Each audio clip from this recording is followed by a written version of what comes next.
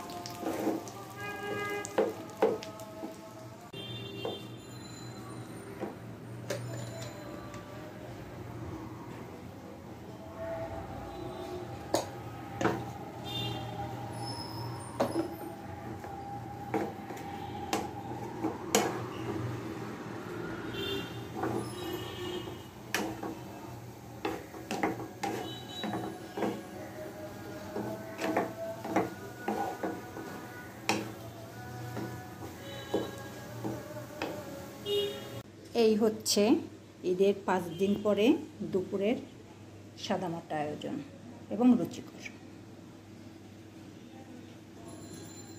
আমার মনে হচ্ছে অনেকে এই ধরনের খাবার পছন্দ করবেন।